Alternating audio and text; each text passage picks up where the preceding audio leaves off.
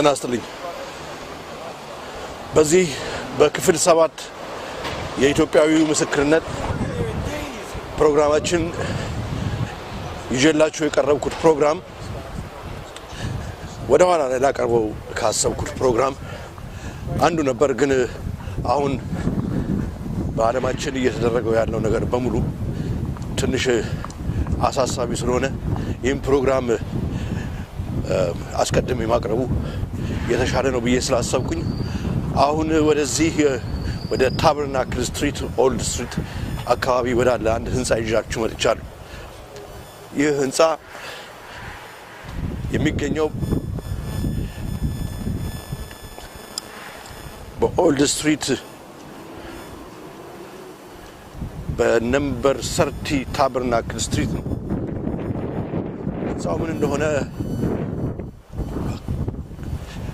በኋላ ላይ ነግራችኋለሁ። አሁን ህንጻውን ላሳያችሁ። ይሄ እንግዲህ የምታዩት ነምበር 30 ታበርናክል ስትሪት ነው። ቢልዲንግ ያው the British Psychological Society Tavistock Institute በመባል ይታወቃል። ነምበር 30 ታበርናክል ስትሪት ላይ ነው የሚገኘው። እንግዲህ ይህ ህንጻ ታቪስቶክ ኢንስቲትዩት ሙሉ ስሙ ታቪስቶክ ኢንስቲትዩት ኦፍ ሂውመን ሪሌሽንስ ነው የሚባለው። የተመሰረተው በ1949 ዓመተ ምህረት እንደ አውሮፓውያን አቆጣጠር ነው። እንግዲህ የተመሰረተው ልክ ከዚህ በፊት እንደተነጋገርነው በነሮስ ቻይልድ ፋሚሊ አይነት ልክ ከዚህ በፊት ስለ ሮስ ቻይልድ ፋሚሊ እንደተነጋገርነው ከነሱ ጋር አብሮ ደግሞ ተመሳሳይ ቤተሰብ የሆኑ ሮኬፌለርስ የሚባሉት እንደምታውቁት ሀብታሞች አሉ። በእነሱ ነው የተመሰረተው። በእነሱ ሀብት ተመርኩዞ ነው የተመሰረተው በ1949 ዓመተ ምህረት የታቪስቶክ ኢንስቲትዩት ኦፍ ኢንተርናሽናል ሪሌሽንስ የተመሰረተበት ዋናው ዓላማ የሰዎች ልጆችን አይምሮ ለመቆጣጠር የሚያስችል ጥናትን ለማጥናት ተብሎ ነው እንግዲህ የተመሰረተው። በ1949 ሲመሰረት ይህንን ለመመስረት እንግዲህ የበቁት ከሱ ጋር አብሮ ተያይዞ የራሱ የቻለ ታሪክ አለው። እንደምታውቁት የሂትለር ስርወ መንግስት ከ1935 እስከ 1945 በጀርመን ስልጣን ይዞ ነበር። እንግዲህ በ1935 እስከ 1945 ሂትለር ስልጣን ይዞ የናዚ ፓርቲን መሪ ሆኖ በጀርመን በሚያስተዳድርበት ጊዜ ብዙ አይነት የሰው ልጆችን አይምሮ የመቆጣጠር ሳይንስን የሂትለር ሳይንቲስቶች የመራመሩና ያዳብሩ የነበረበት ወቅት ነው። በዛም ወቅት በጣም ከገፉበት ሳይንስ አንዱ ይህ የሰው ልጆችን አይምሮ የመቆጣጠር ሙልጭ አድርጎ የማምከንና ሌላ አዲስ ማንነት በሰዎች ልጆች አይምሮ ላይ የመጫን የሚባለውን ሳይንስ ነው እንግዲህ ያዳብሩ የነበሩት። ምንድነው የሆነው? በ1945 የሂትለር ፓርቲ በአላይድ ፎርስስ ማለት በእንግሊዞች እና በአሜሪካኖች ቅንጅት ኃይል ከስልጣን ሲወገድ እንግዲህ የሳይንስ በሂትለር ጊዜ የነበሩ የጀርመን ሳይንቲስቶች ያላቸውን ዕውቀትና ሞያ ይዘው ወደ ተለያዩ የአውሮፓና የዓለም ክፍል ነው እንግዲህ ፈርጠው የጠፉት። በዚህ ጊዜ የአሜሪካው ፕሬዝዳንት ትሩማን ከእንግሊዝ አቻቸው ጋር በመተባበር እነኚህን ከዓለም ፊት የራቁ የተሰወሩ የጀርመን ሳይንቲስቶችን አባሮ ይዞ ወደ ለማምጣት ማለትም ወደ ፍርድ ለማምጣት ሳይሆን ይዘው መጥተው እንደገና ለነሱ ደግሞ በተራቸው እንዲሰሩ ለማድረግ አዲስ ፕሮጀክት ወይም ሚሽን ወይም ፕላን ነድፈው አዘጋጁ። ይህ እንግዲህ ፕላን በዓለም ታሪክ ፕሮጀክት ፔፐር ክሊፕ ተብሎ የሚታወቀው ነው። ይህንን ፕላን አድርገው እንግዲህ መንቀሳቀስ ጀመሩ። ብዙዎችን የሂትለር ሳይንቲስቶችን በጣም ኩይ ስራ የሚሰሩ የነበሩት የሂትለር ሳይንቲስቶችን ይዘው ወደ እንግሊዝና ወደ አሜሪካ ወስደዋቸው በተራቸው ደግሞ ለነሱ እንዲሰሩ አድርገዋል። ከነኚህ ሳይንቲስቶች አንዱ በጣም በህፃናት ላይ በጣም አስከፊ የሆነ ግዝፍ ያደርግ ነበር የሚባለው እንደነ ጆሴፍ መንደሌ የመሳሰሉ ሳይንቲስቶችም ጭምር ነበሩ ወደ አሜሪካና ወደ እንግሊዝ እንግዲህ ተወስደው ይሄንን ጥናታቸውን እንዲቀጥሉ በተራቸው ደግሞ ለአሜሪካና ለእንግሊዝ እንዲያበረክቱ ሙያቸውን እንዲጠቀሙ እንዲያጎለብቱ ለማድረግ የበቁት ማለት ነው። ስለዚህ እንግዲህ ይሄንን ፕሮጀክት ፔፐር ክሊፕን ተከትሎ ነው እንግዲህ ፕሮጀክት ፔፐር ክሊፕ ከ1945 ዓመተ ምህረት እንደ አውሮፓውያን አቆጣጠር ጀምሮ ሲደረግ የነበረ ጥናት ነው። ይሄ ደግሞ አሁን ያየነው እንግዲህ ታቨስቶክ ኢንስቲትዩት ኦፍ ሂውማን ሪሌሽንስ ተብሎ የሚታወቀው ድርጅትም ደግሞ የተመሰረተው ከ1949 ነው ያንን ተከትሎ ማለት ነው። እና እዚህ ሲመሰረት እንግዲህ በነ ሮክፌለር የነኚህ በቱጃር የአሜሪካ ባለሀብቶች ሲመሰረት ዓላማው ምንድነው? የሰው ልጆችን አይምሮ የመቆጣጠር በዚህ ዓለም ላይ እንዴት አድርገው ገነው ያለ የሰው ልጆችን አይምሮ ተቆጣጥረው እንዴት የሰው ልጆችን እንደሚገዙ ለማጥናት የሚያስችላቸው ሳይንስ ነው። እነኚህ እንደነ ዳርዊንም የዚህ አባል ነበሩ። በጣም ብዙ በዚህ በሂፕኖሲስ ደረጃ የገነኑ የሚባሉ ሳይንቲስቶች በሙሉ እንግዲህ የዚሁ ኢንስቲትዩት ምርቶች ናቸው ማለት ነው። ከዚህ የተወጣጡ ነው የመጡት። ለምሳሌ አሁን ይሄ የሶሻሊዝም ስርዓት የመሰረተው ይሄ የፌቢያን ሶሳይቲ የሚባለው በራሱ መሰረቱ እነ ማርክስ እነ ኤንግልስ ሁሉ መሰረታቸው እዚህ ነው። ከዚህ ይሄን ተከትሎ ነው። ይሄ እንግዲህ ታሪኩ ወደ ኋላ ወደ 18ኛው ክፍለ ዘመን ይሄዳል። ይሄ ታሪኩ እንዴት ነው? የኢስት ኢንዲያን ካምፓኒ እና የደች ኢስት ኢንዲያን ካምፓኒ እነኚህ ሁለቱ ኮሚቴ ኦፍ 300 የሚባለው ሳይመሰረቱ በፊት ይሄን ኦፒየም ምርት በኢስት ኢንዲያ አስፋፍተው ብዙውን ህዝብ ከዚህ ከኦፒየም እንግዲህ እጽ ነው። ኦፒየም ይሄ የሰው ልጆችን የሚያደነዝዝ እጽ ነው። እሱን ህዝቡን ሱሰኛ እንዲሆን በማድረግ ህዝቡ ሱሰኛ እንዲሆን የኦፒየም ዲፔንዳንት እንዲሆን በማድረግ አድርገው ብዙ ሀብት እስከዛሬ ድረስ ይሄ የኦፒየም አሁን ሱሱ ህዝቡ አለቀቀው ወደ ኢስት ኢንዲያ ስንሄድ እና ይሄን እንደዛ አድርገው ነው እንግዲህ ያንን እንትናቸውን ኃይል የገንዘብ አቅማቸውን የመሰረቱት እንደ ኢስት ኢንዲያን ካምፓኒ ይባላል። ራሳችሁ እንግዲህ ገብታችሁ እዩት በኢንተርኔት ላይ ምን እንዳደረጉ ደቾች። ከዛ ቀጥሎ ደግሞ አሁን በእኛ ሀገርም ስንመለከት ይኸው በአበባው ንግድ ላይም ገብተዋል። እነኚህ የደች አበባውን እንዳለ ወደ አቃቂው ደቡብ መስመር ብንመለከት ለሙን የኢትዮጵያን መሬት ሁሉ ይዘው የሚያንቀሳቀሱት እንደውም ባለፈው ጊዜ አንድ መጽሐፍ ወጥቶ ነበር የአበባዎቹ ሚስጥር የሚል በኋላ ላይ ለህዝቡ እንዳይሸጥ ተደረገ። መጽሐፉ የሚያጋልጠው በኢትዮጵያም ውስጥ እንደዚህ አደንዛዥ እጾች በደቡብ በኩል አድርገው ኤክስፖርት እንደሚያደርጉ እንደሚያመርቱ ሁሉ የሚያጋልጥ ጽሁፍም አንድ ጊዜ ወጥቶ ነበር በኢትዮጵያ እና አሁንም ደግሞ ባለንበት ወቅትም እንደዚሁ ህዝቡ በሺሻና በጫት እንደዚህ በገፍ እንደዚህ እንዲቀርብለትና ሱሰኛ እንዲሆን የሚደረግበት ምክንያት ራሱ አንደኛ የሰው ልጅን አይምሮ የማምከን የማደንዘዝ ከዛም ጋር ከሱ ጋር አብሮ ደግሞ ገንዘብ የመስራት በሱም ላይ በዚህም ላይ ተመስርቶ ደግሞ ገንዘብ የመስራታቸውን ሁኔታም አንድ ላይ እዚህ ጋር ለማስተዋል ይገባናል። ኤኒዌይ ይሄ እንግዲህ ታቨስቶክ ኢንስቲትዩት የተመሰረተው በ1949 ቢሆንም ታሪኩ እንግዲህ ወደ ኋላ አሁን እንደነገርኳችሁ ወደ ኢስት ኢንዲያን ካምፓኒ በ18ኛው እና 17ኛው ክፍለ ዘመን ከዛ በኋላ ዘ ኮሚቴ ኦፍ 3000 የአውሮፓውያን ቤተሰቦች ተመራርጠው እነኚህ ኃይልና ጉልበት ያላቸው ቤተሰቦች ተመራርጠው ዓለምን ኔቶ ራሱ ከዛ ነው የወጣው። ወደ ኋላ ታሪኩን የኔቶ አመሰራረት ራሱ ስንመለከት ለኮሚቴ ኦፍ 3000 ነው ወደ ኋላ የሚሄደው። ከነሱ ውጪ ማንም እንዳይመረጥ ዓለምን የሚያስተዳድር ተደርጎ እንዴት እንደሚዋቀር አድርገው ነው እንግዲህ። ስለዚህ አሁን ዝም ብሎ አይደለም እነኚህ ከድሮ ጀምሮ ሲገዙን ዓለምን ሲገዙ የነበሩ ሰዎች አሁንም እየተገለባበጡ በአሜሪካም ታሪክ በእንግሊዝም ታሪክ የዓለምን መንገድና ስርዓትን ህጉንም ሁሉንም የሚገዙት ባለሀብትም የሚሆኑት እነሱ የሚሆኑት ስርዓቱንም የሚያሽሩት እነሱ የሚሆኑበት ምክንያት ዝም ብሎ አይደለም። ወደ ኋላ ወደ ኢስት ኢንዲያን ካምፓኒ ወደ ደች ኢስት ኢንዲያን ካምፓኒ እንደገና ዘ ኮሚቴ ኦፍ 3000 አሁን ደግሞ ታቨስቶክ ኢንስቲትዩት ሴንተር ከ1949 ጀምሮ እንግዲህ ይሄን እየተቀጣጠለ የመጣ ነው ማለት ነው። ስለዚህ ኃይላቸው እኛ አሁን ገሪማን ፕሬዚዳንት ሆነ ምናምን አይደለም። ገሪ ፕሬዚዳንት እንደሆነ እነሱ ኦሬዲ አስበዋል። ገሪማን ፕራይም ሚኒስተር ዛሬ ሆነ ለኛ በኋላ ነው የሚነግሩ። እነሱ ኦሬዲ አስበዋል ማን ቀጥሎ ማን ፕራይም ሚኒስተር እንደሚሆን ማን ፕሬዚዳንት እንደሚሆን ኦሬዲ እያሰቡት ሁሉ ነገር ሲያደርጉት የነበረ ጉዳይ ነው።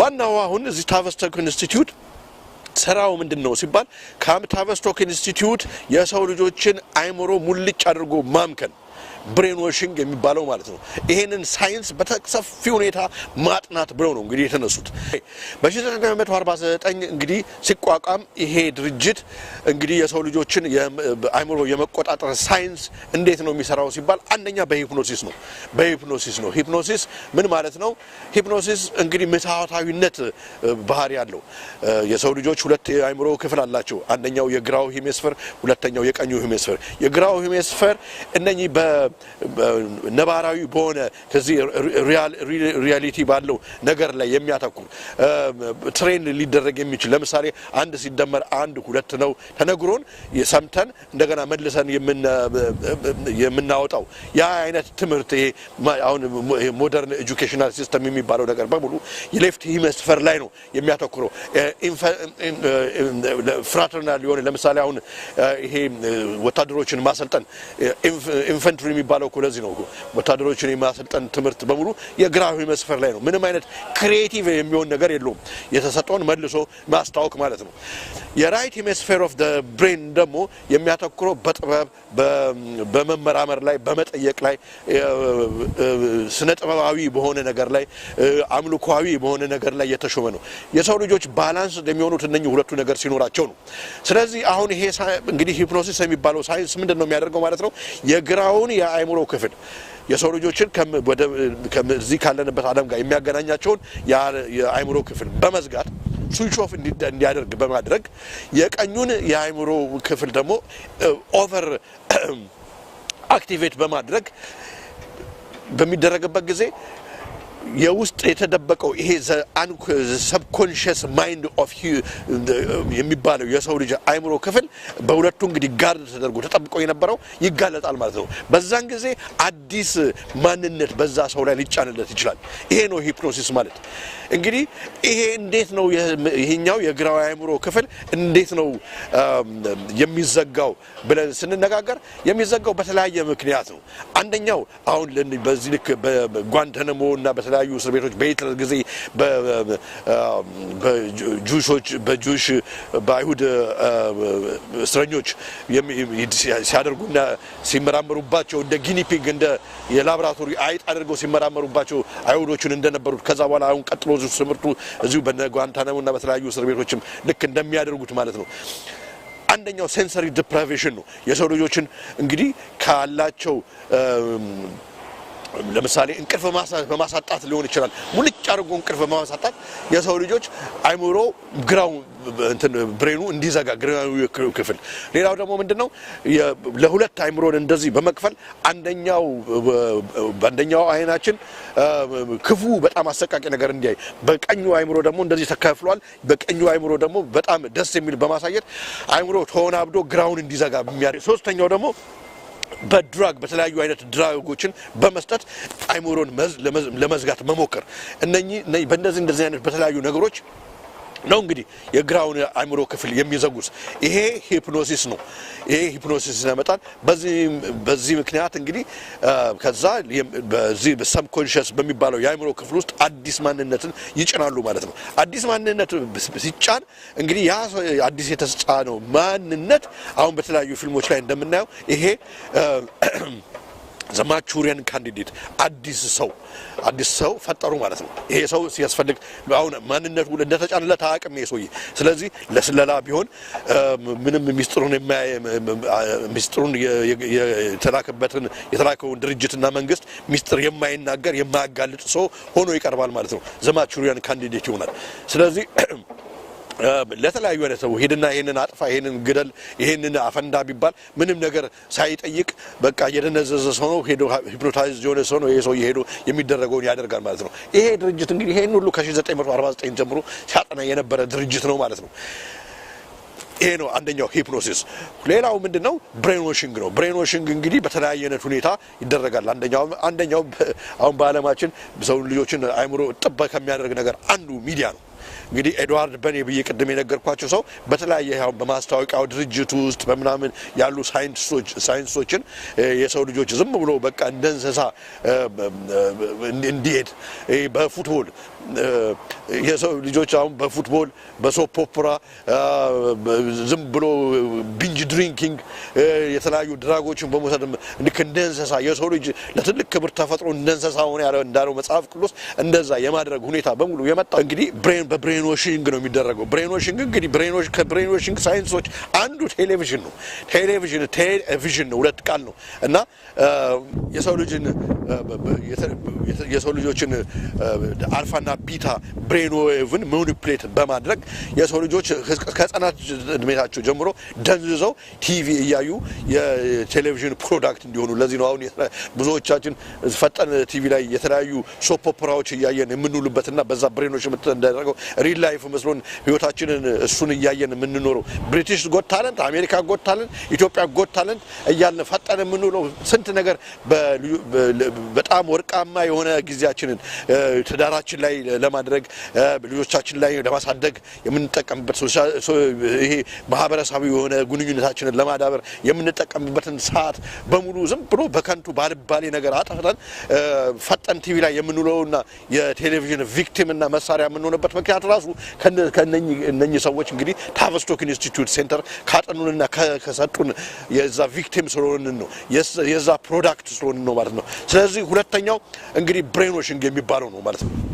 እና እንግዲህ ሶስተኛው ምንድነው ማለት ነው? የሰው ልጆችን አእምሮ መናፍስት ሲይዙ ማለት ዴቪል ፖሴሽን የሚባለው ነው። በዚህ ምክንያት ነው እንግዲህ አሁን ኢሉሚናቲ ኤንድ ፍሪሜሰነሪ የሚባለው ሳይንስ ምንድነው እንግዲህ ይሄ ድርጅት ሚስጥራዊ ድርጅት እንግዲህ ይሄንን የማይታየውን ክፉን ርኩሱን መንፈስ እያስነሳ በተለያየ በሙዚቃው ቅድም ከዚህ በፊት እንግዲህ ስናይ እንደነበረው በተለያዩ በአርቱ በተለያየ አይነት መንገድ ስናይ በነበረው እንግዲህ በተለያዩ አጉል ባልሆነው ይሄ ኒው ኤጅ ሪሊጅን በተለያየ አይነት ትምህርት የሰው ልጅን አእምሮ እየተቆጣጠሩ ይሄንን መንፈስ ሰው ልጅና ልቦና ላይ የሚያስገቡበት ሌላኛው ነው ማለት ነው።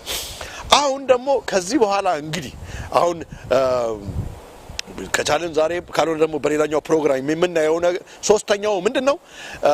ቺፕ ኢምፕላንት የሚባለው ነው። ደግሞ ቺፕ ኢምፕላንት ማይክሮ ቺፕ ኢምፕላንት እሱን መነጋገር ስላለብን ነው። በአሁኑ ወቅት አሁን በጣም ከሚገባው ጊዜ በላይ እየፈጠነ ስለመጣ ይሄ ጉዳይ ስለዚህ በቅድሚያ መነጋገር ያስፈልገናል በማለት ነው እንግዲህ ወደዚህ ታቨስቶክ ኢንስቲትዩት ታቨስቶክ ሴንተር ይዣችሁ የመጣሁት።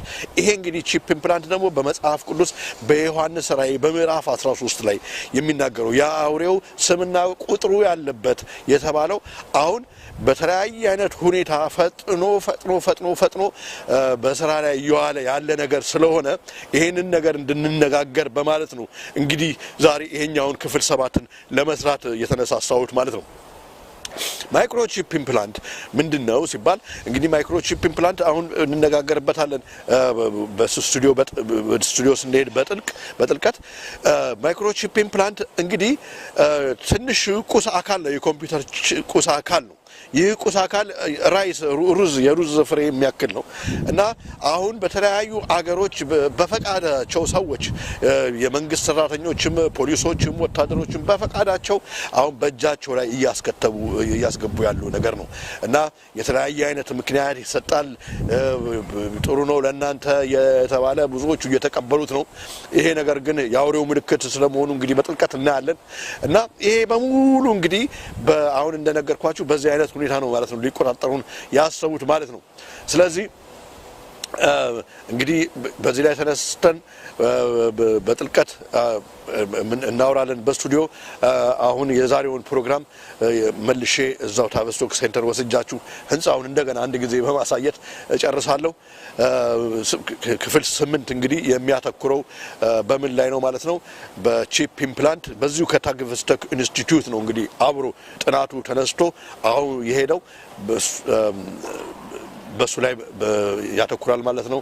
ቺፕ ኢምፕላንት እና የአውሬው ምልክትና ቺፕ ኢምፕላንት የሚለው ፕሮግራም ክፍል 8ን እንግዲህ በሚቀጥለው ጊዜ ይዤላችሁ ቀርባለሁ ማለት ነው። እስከዛው ሰላም ቆዩኝ።